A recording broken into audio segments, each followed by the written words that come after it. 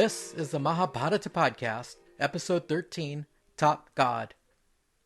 I'm feeling a little guilty leaving young Krishna tied to a mortar like that for several days. Good thing he's a forgiving soul. In any case, we left off last episode with the last of the vignettes of Krishna's toddlerhood. Now we'll move into his years as a young boy and teenager.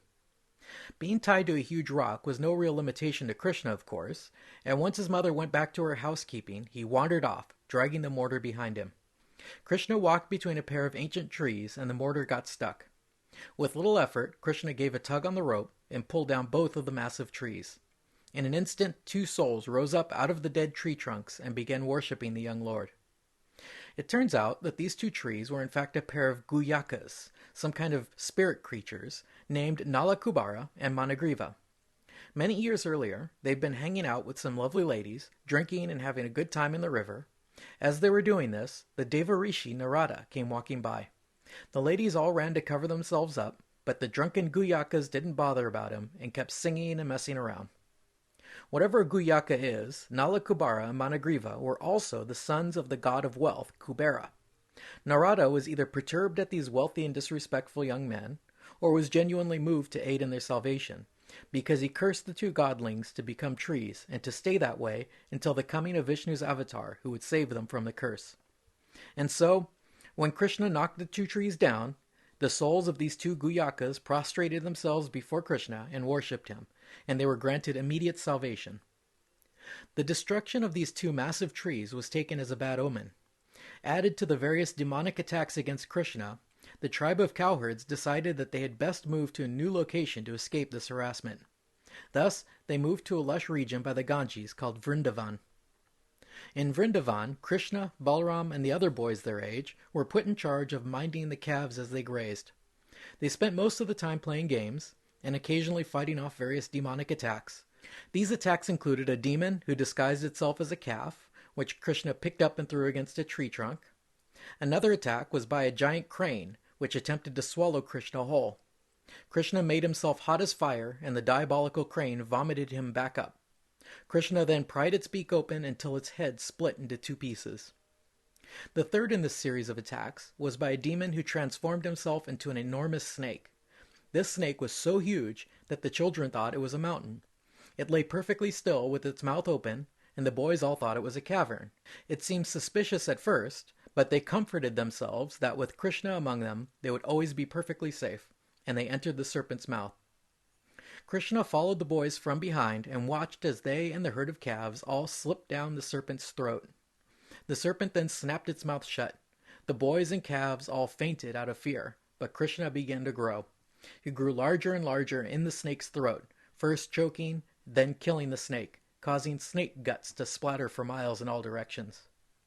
As the creature died, its snake-shaped ghost rose up into the sky and then was absorbed into Krishna. For each of these feats, all the gods would hang out in the sky, sitting in their vimanas, watching the action. Whenever Krishna defeated a demon, they would all cheer and rain flowers on him. From the descriptions we get elsewhere in the Bhagavata Purana, vimanas sound an awful lot like UFOs. We'll see even more vimanas later on. Even Arjuna gets to take one out for a spin.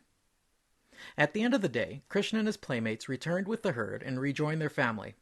You would expect that they had immediately reported the amazing events as soon as they got home. But instead they said nothing. They never mentioned a thing for 1 full year.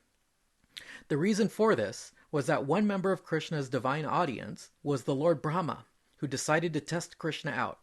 While the boys were napping by the riverbank, Lord Brahma took them all away, along with the herd, and hid them.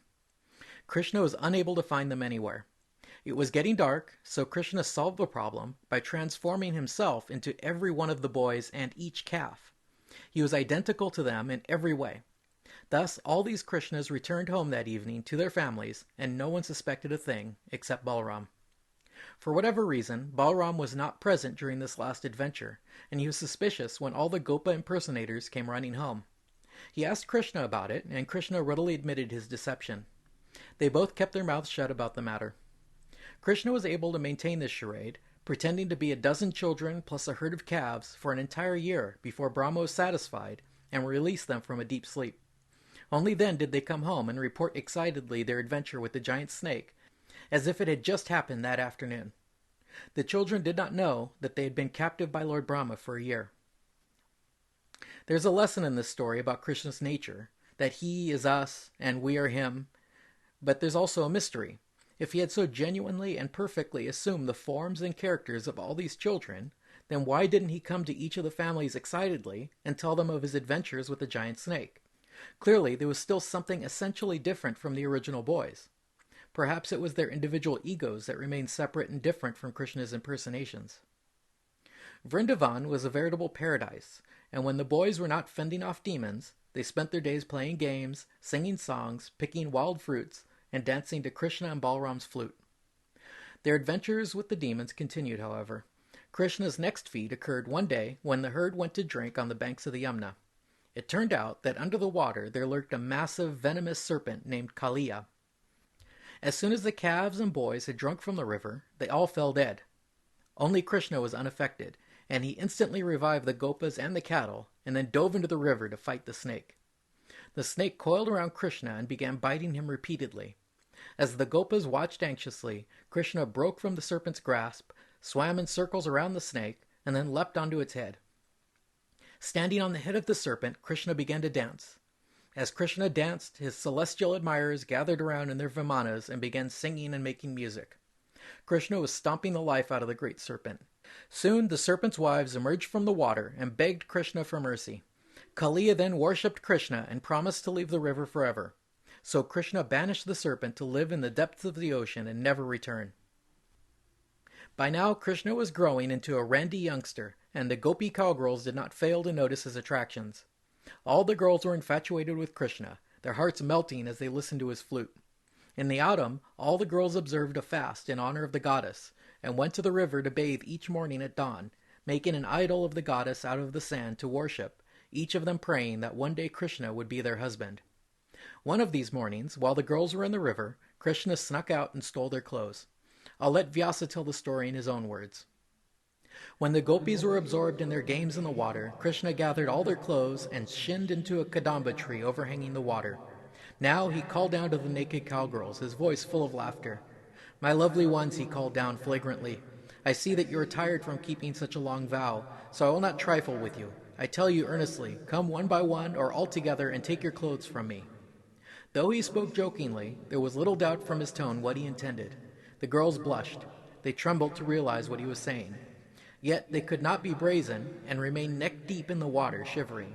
They said to him on the tree, "Ah, Krishna, what are you asking? It is not worthy of our chieftain Nanda's son. Give back our clothes, we beg you. Don't you see us shivering in the cold?" The older gopis said, "Beautiful blue one, we are your slaves. We will do anything you ask. But you are a knower of dharma, so give us back our clothes, or we will have to tell Nanda Gopa what you did." He was not perturbed. Without hesitation, he said, "If you are my slaves, then come and fetch your clothes from me. Be sure to come smiling, or I will not give them back. And what will Nanda do to me?" Nothing else for it, the gopis came shivering out of the river. They came covering their pubises with their hands, blue with the cold. He saw them in their enchanting nakedness and draped the clothes over his shoulder. He said, grinning down at the virgin girls, "Bathing naked, don't you know it is a sin against the gods to bathe naked in a river after keeping a vow?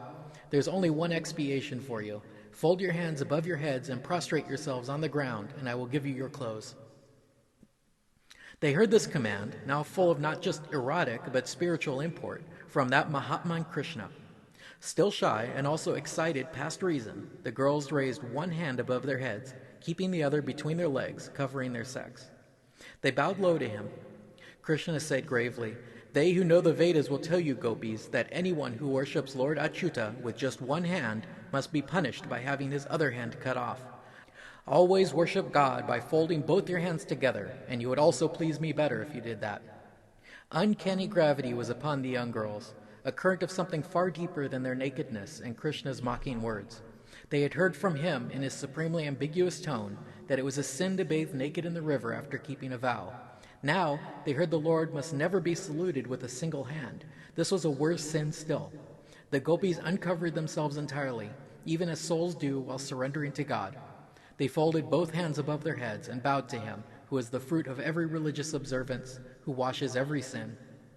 Devaki's son, the merry and merciful Krishna, looked at them now, bowing humbly and quite naked to him, and he was satisfied. He gave them back their clothes. He had deceived them by saying it was against the law of their vow to bathe naked in the river.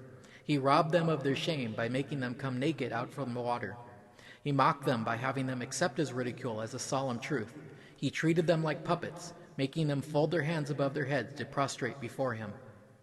Yet not one of them felt in the least resentful. All they felt was the excitement of having been naked before him, of being with him now, the bliss of communion. The gopis clothed themselves, but they lingered on in Krishna's presence with shy glances at him. I know the reason for your keeping the Katyayani Vrata, and you will have what your hearts want. There is no sin in what you desire, gopis, and your yearning for me, your love, will save you from being born again into this world of samsara. For a seed once cooked does not sprout again. His smile grew now. Go back to Vraja, gopis, for your vow is over and it has borne fruit. You will be with me, dance with me, and make love with me in Vrindavan soon, during these very nights of autumn. Around this same time of year, the Gopas prepared for an annual sacrifice to Indra. Krishna went to Nanda and, feigning ignorance, asked him, Father, what do you hope to gain from this sacrifice? Which god do you mean to worship? Nanda replied that they meant to worship the great god Indra, lord of the rain, master of the clouds. He pointed out that all they needed to survive depended on the rains coming each year. Krishna argued, all beings are born according to their karma, and by karma alone do they die as well. Karma gives them their pleasures and pain, their fear and prosperity. No god can bestow any boon or blessing upon a man contrary to his karma. So, to beings who are entirely subject to their own karma, of what use is an Indra who cannot sever the knot of the actions of past lives? Mortal men, the Asuras and the Devas, are all ruled by their natures, which results only from their karma. Who his friend is, who his enemy, his acquaintance, who is indifferent to him, his teacher, his god, all this is karma, nothing else. When a man has his livelihood from one god, but offers worship to another, he is like an unfaithful woman, supported by her husband, but receiving a lover. Never will she or her family prosper. I say, you should perform the sacrifice to honor not Indra, but our herd, our Brahmins, and this great mountain Govardhana. You can perform the sacrifice with the very materials you have collected to worship Indra. Krishna managed to convince Nanda and his fellow cowherds to forget Indra and instead to worship the cows, the priests, and the mountain. Indra was pretty annoyed. At this time, within the realm of samsara, Indra considered himself the lord of the universe, and here was this blue whippersnapper telling people to neglect him. Indra is the rain god, and so, once he saw that the Gopas carried out the sacrifice in honor of the hills and cows instead of him, he sent in his apocalyptic minions to flood them out and destroy the tribe. The thunder, lightning, and rains commenced, and all the cattle and Gopas ran to Krishna for protection. Krishna began growing larger and larger, and then picked up the mountain and used it to shield his people from Indra's wrath. The storm continued on, but the Gopas and their cattle were all safe under Krishna's protection. Eventually, Indra's anger was exhausted, and he relented. Finally, the Gopas began to realize that Krishna was no ordinary person. He wasn't even a run-of-the-mill hero. He was truly divine. Even Indra came to this realization, and he overcame his pride and approached Krishna humbly and laid his crown before the Dark One. Indra honored Krishna as his overlord, and along with a divine cow named Surabhi, he anointed Krishna as Lord Govinda, or protector of the cows. If you think back to Krishna's birth and original voyage to Gokula, his father Vasudeva had to make the journey in a heavy rainstorm, and the snake Adisesha protected him from the rains. This would seem to be a foreshadowing of the conflict Krishna would later have with the rain god. In ancient times, Indra had similar status among the gods as Zeus did in ancient Greece. He was top god. By the time the Puranas were written, Hindu worshippers had turned to the more sublime deities, Shiva, Brahma, and Vishnu, as their highest gods, and the worship of Indra had died out. It's taken them a while, but the villagers are slowly figuring out that the blue kid is no ordinary Gopa. Next episode, we'll see what they think when he has sex with all of their wives, sisters, and daughters at the same time. Thanks for listening.